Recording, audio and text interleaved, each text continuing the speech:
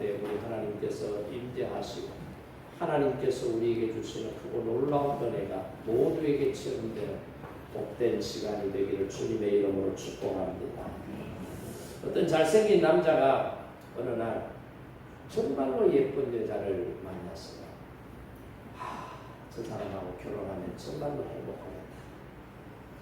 저 사람하고 결혼해서 살면 행복뿐만 아니라 태어나는 이세도 정말로 아름다운 외모를 가진 기가 막힌 자녀들이 태어나겠구나. 그 생각을 한 거예요. 그래서 기회를 만들어서 그 여성에게 접근을 합니다. 맛있는 것도 사주고 선물도 하고 그래서 드디어 프로포즈를 했어요. 그랬더니 이 잘생긴 남자를 보고 이 예쁜 여성도 호감을 가졌던가 봐요. 이 남자가 프로포즈를 하니까 그 여자분도 예스라 내가 당신의 반여자가 되겠습니다. 그러면서 대답을 한 거예요. 그래서 결혼을 했어요.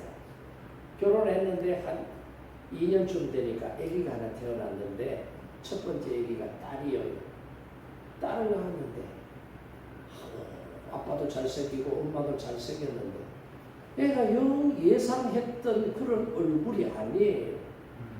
그래서 나도 좀 잘생겼다고 사람들이 말하고 아내도 예쁘다고 말을 듣는데 어떻게 애가 이런 애가 나왔나 속으로 그런 생각을 한 거죠. 그래서 직장에 가서 직장 동료들에게 애 잘 크나?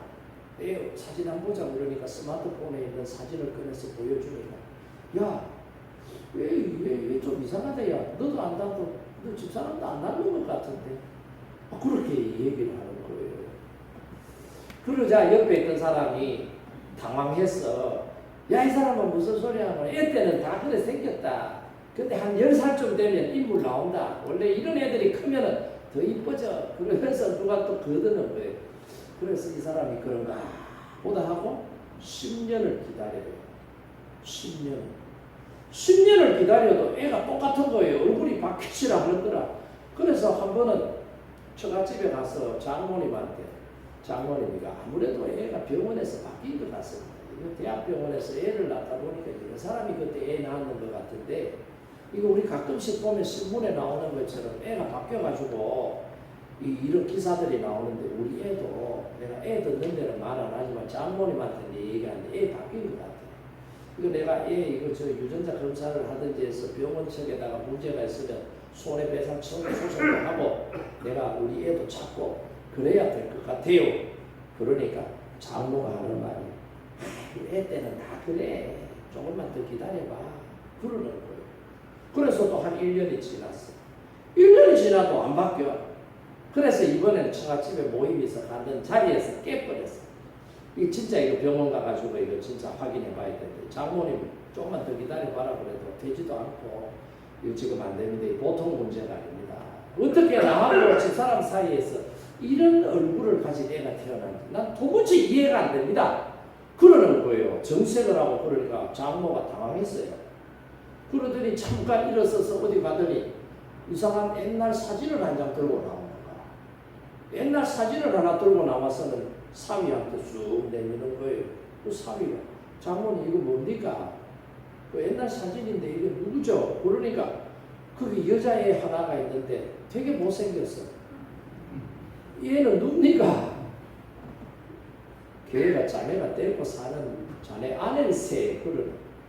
그 자네 아내 원판이 그래. 그러니까 병원에서 애 바뀐 거 아니야.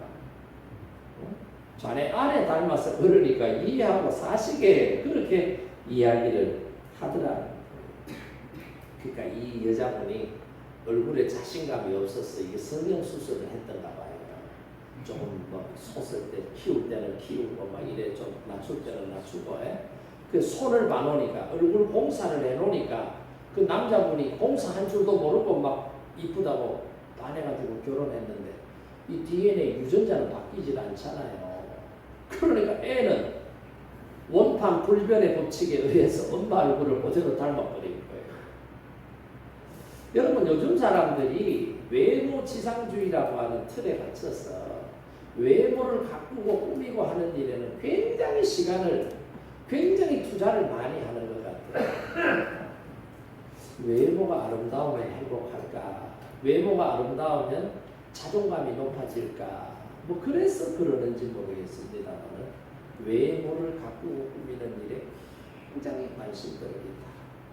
근데 정말로 행복하게 살려고 하면 외모를 아름답게 가꾸는 것보다 먼저 마음을 아름답게 가꾸는 게 훨씬 더 중요하다라고 여러 현자들이 이미 역사 속에서 그렇게 얘기하잖아요.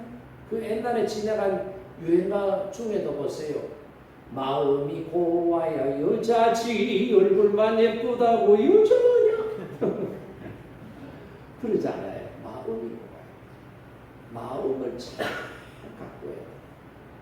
근데 마음만 잘 가꾸면 되느냐? 아니에요. 영원한 행복을 얻으려고 하면은 이 마음 가꾸기 위해서 영성을 가꾸는 데까지 나가요.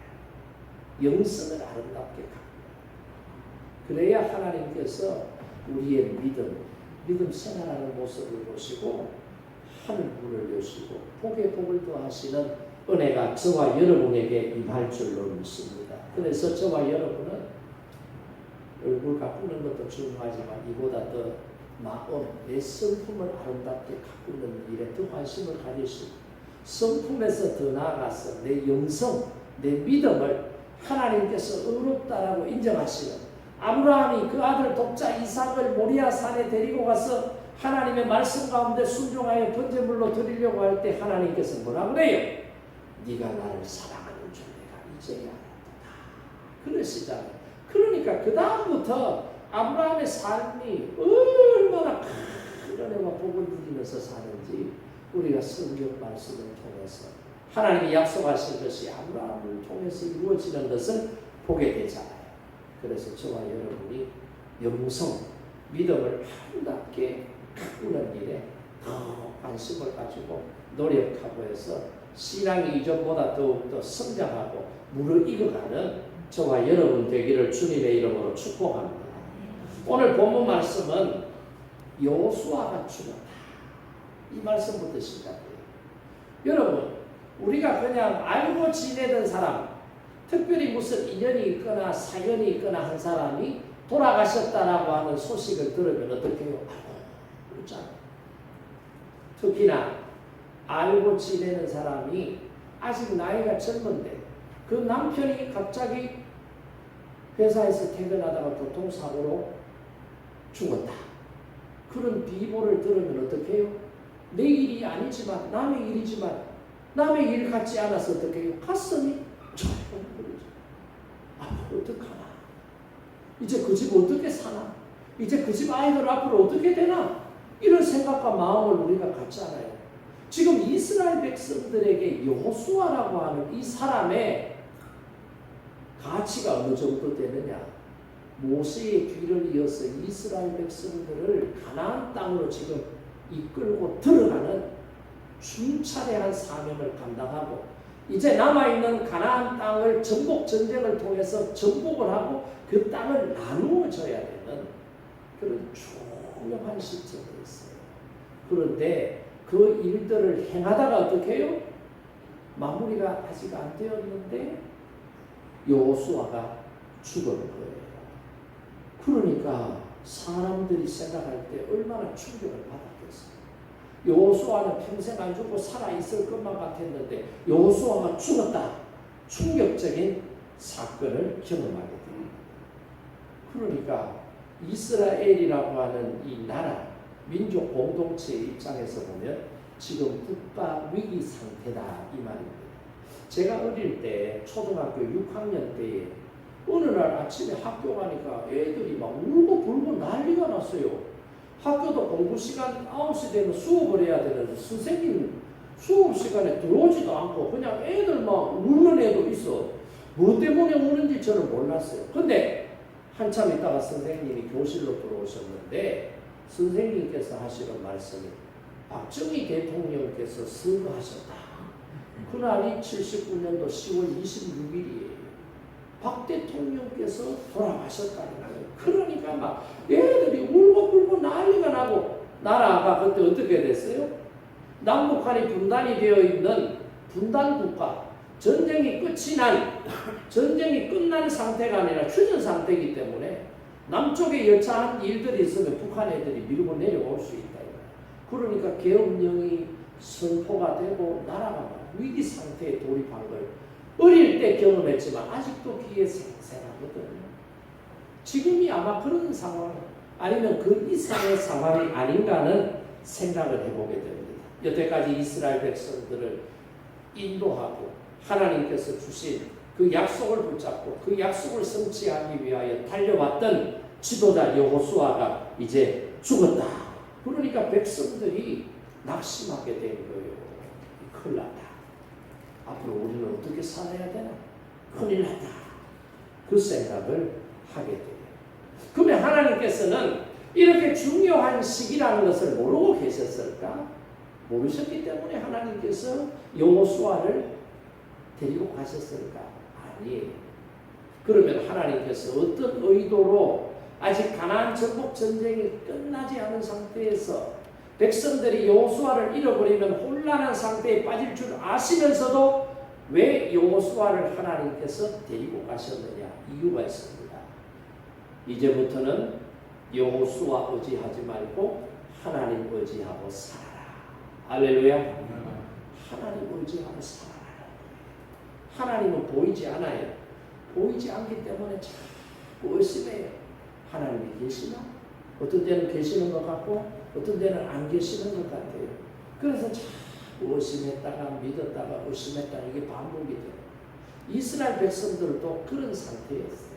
그러니까 니들이 하나님처럼 여기는 저 여호수아 그런 하나님이 아니야. 너희들하고 똑같은 인간이야. 하나님께서 그를 세우셨기 때문에 그가 하나님의 은혜와 능력으로 지금 여기까지 달려올 수 있었어.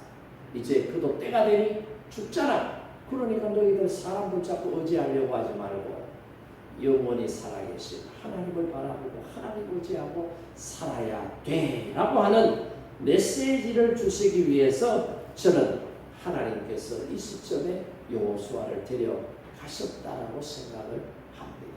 그리고 또 하나의 메시지는 뭐예요? 역사의 주인공이 여호수아가 아니라 너도 역사의 주인공이 될 수 있다. 그러니 너 깨어있어 믿음으로 분발하고 하나님의 사랑으로 거듭나라.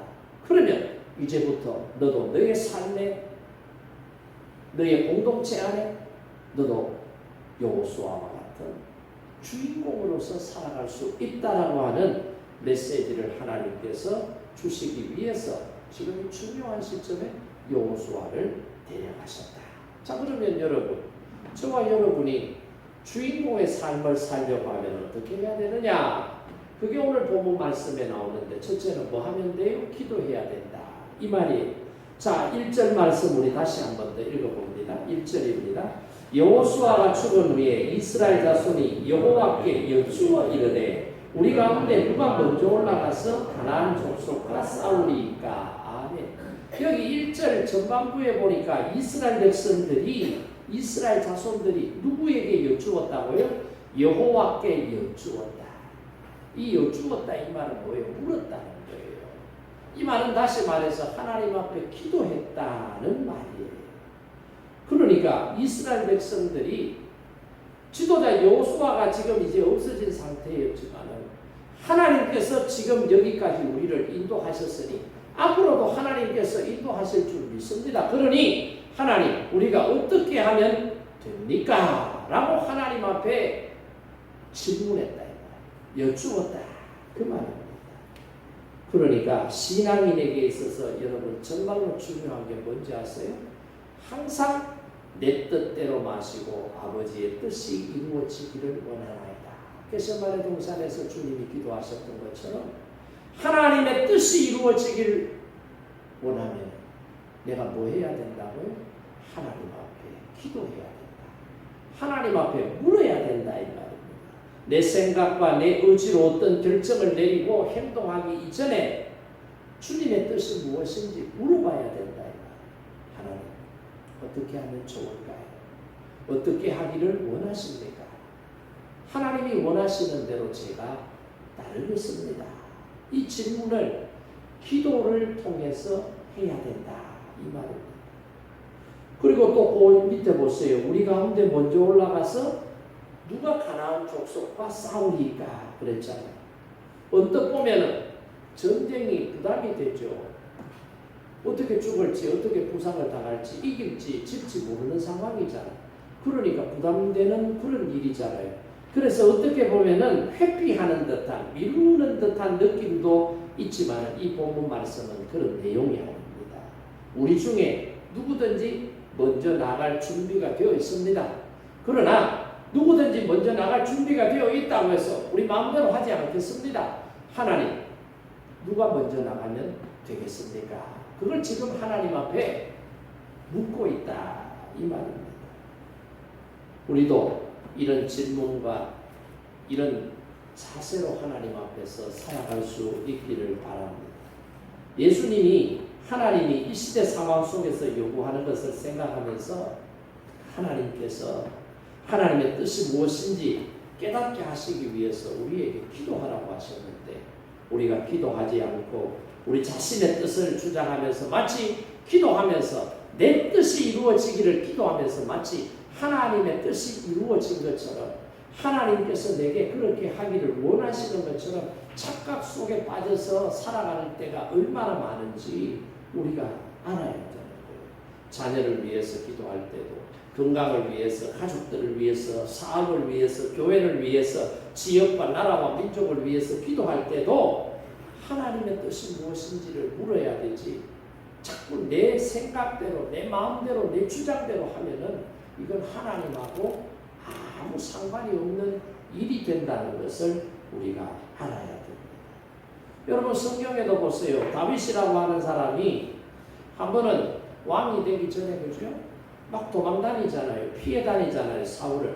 모압에서 막 유대 땅으로 들어온 그런 상황이에요. 그때 어떤 사람이 다윗에게 이런 소식을 전달해 줍니다. 블레셋 사람들이 지금 그윌라 사람들이 살고 있는 동네를 침입해서 지금 그들이 타작해 놓은 곡식들을 다 빼앗아가고 여자와 아이들도 막 붙잡아가고 지금 난리가 났대요 라고 하는 소문을 다윗에게 전해줍니다. 이 소문을 들은 다윗이 하나님 앞에 엎드려 기도합니다. 하나님, 저도 지금 굉장히 불편하고 힘들고 어려운 사울 왕에게 쫓겨다니는 신세지만 지금 그윌라 사람들이 지금 고난 가운데 있다고 하는데 이거 어떻게 하면 좋겠습니까? 제가 가서 그들을 도와야 됩니까? 아니면 그냥 지켜보고 있으면 됩니까? 그 마음으로 하나님 앞에 엎드려 기도하잖아요. 그랬더니 하나님께서 다윗에게 감동을 주시기를 네가 가서 그들을 구해줘라 그렇게 말씀하시는 거죠. 그랬더니 다윗이 하나님의 응답을 들고 자기를 따르는 600명의 사람들에게 가서 말합니다. 내가 이런 일로 하나님 앞에 기도했더니 하나님께서 그윌라 사람들을 도와주라 구해주라고 말씀하셨다. 자, 나를 따라 가자. 그러니까 다윗을 따르는 무리들이 무슨 소리 하냐고. 지금 우리가 지금 어디에 있는지 사울왕에게 노출이 되면은 사울왕이 군대를 동원해서 우리를 치러 올라올 텐데 그것 때문에 우리가 지금 수년째 도망 다니고 있는데 유대 땅에 있다가 안 되니까 모압 땅으로 넘어갔다. 블레셋 땅으로 넘어갔다. 계속 그런 일들을 반복하면서 불안불안하게 지내는데 지금 우리가 그윌라 사람들을 도와주러 가게 되면 우리가 어디에 있는지 노출이 되게 되면 사울은 우리를 분명히 치러 올 것입니다. 그러면 우리는 도망갈 수 있으니까 도망갔다 칩시다. 그 사람들을 도와주러 갔다고 그걸 칩시다. 그러면 여기 남아있는 애들하고 부녀자들은 어떻게 할 거냐? 사울왕이 와서 다 붙잡아가고 다 죽이면 그 책임 누가 질 거냐? 잘 살아보려고 우리가 당신을 따라왔는데 당신 말에 동조했다가 우리 가족들 다 죽으면 당신 책임질 거냐고 막 다윗에게 막 다그치듯이 대줍니다. 그러니까 다윗이 자기를 따르는 사람들이 그렇게 말하니까 혹시나 싶어서 다시 하나님 앞에 올라갑니다. 하나님, 제가 그윌라 사람들을 도와주라고 해서 저를 따르는 사람들에게 도와주자고 했더니 저를 따르는 사람은 막무가내로 반대합니다. 우리에게 타격이 너무 크다는 겁니다. 그러니까 하나님 이를 어떻게 하면 좋겠습니까? 제가 저 사람들의 말을 따르는 것이 좋겠습니까? 아니면 전해 주셨던 하나님의 말씀을 제가 붙잡고 믿음으로 순종하는 것이 좋겠습니까? 하나님 다시 한 번 더 말씀해 주십시오. 기도하는 거예요. 그랬더니 하나님께서 다윗에게 뭐라고 해요? 올라가서 도와주라는 거예요. 그래서 그 말씀 붙잡고 내려와서 자기를 따르는 600명의 사람들에게 가자. 내가 니들 말 앞에 원점에서 엎드려 기도했음에도 불구하고 하나님이 그 이스라엘 백성들을 도와주라고 구원해 주라고 말씀하셨으니 이제 너희들이 뭐라고 말해도 이제는 안 된다. 하나는 하나님의 말씀을 잡고 기도대로 나는 행동할 것이다 라면서 그 백성들을 설득해서 그 일라 사람들을 구출해 주는 놀라운 일을 하게 된 것을 보게 됩니다. 그러니까 여러분 보세요. 인간의 생각으로는 불가능해요. 손해될 것 같아요. 위험해요. 그런데 하나님 앞에 기도하고 하나님의 응답을 붙잡고 믿음으로 순종할 때 하나님은 불가능을 가능케 하시는 줄 믿으시기 바랍니다. 송명희 시인 여러분 잘 아시죠? 특히 우리가 CCM 찬양 부를 때 공평하신 하나님이 이 찬양 이게 이제 시선 사람이 이제 송명이라고 하는 분인데 원래 이 사람은 내성마비로 태어났어요. 날 때부터 건강이 좋지 않았어요. 거기에다가 집이 너무너무 가난한 거예요. 밥도 제대로 못 먹고 살아. 가난한 집이었거든. 왜 그러냐? 아빠가 결핵에 걸려가지고 맨날 그러니까 직장 생활을 못하죠. 어머니 혼자서 벌어서 먹고 사니까 이게 가정 경제가 제대로 돌아가지 않는 거죠. 굉장히 힘들고 어려운 상황. 그래서 어렸을 때도 분유 한 통 제대로 못 먹고 자랐다. 그렇게 송명희 시인이 간증을 하고 있거든요. 이렇게 태어나서 자라는 과정 속에서 자기 자신을 보고 다른 친구들을 보니까 비교가 되잖아요. 그러니까 모태신앙 일이지만 나는 하나님으로부터 저주받고 태어난 인생인가 보다. 그 생각을 안 할래야 안 할 수가 없는 거예요.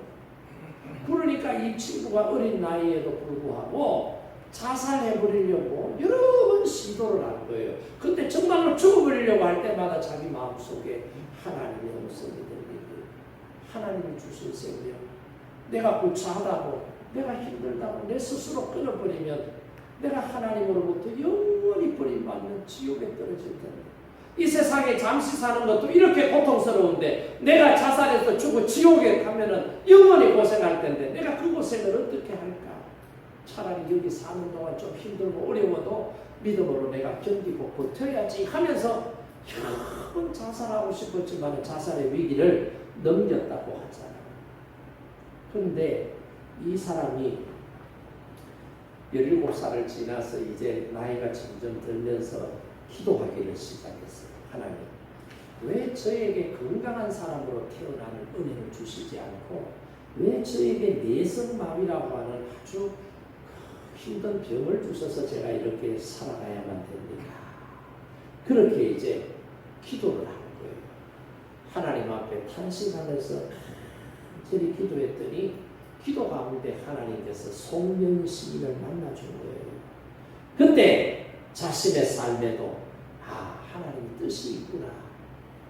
하나님께서 실수하셔서 나를 이렇게 연약한 사람으로 만드신 것이 아니구나. 연약한 나를 통해서 하나님께서 계획하신 분명한 계획을 가지고 계시구나. 이걸 기도 가운데 환상 가운데 본 거예요. 그러니까 지금까지는 무지랭이 인생, 쓸모없는 인생이라고 생각했는데 여기에서부터 이제 나도 살아야 되겠다. 하나님께서 내게도 기대하시는 것이 있구나. 나를 창조하신 목적이 분명히 있구나. 그걸 깨닫고 송명희가 믿음으로 이제는 살아야 된다.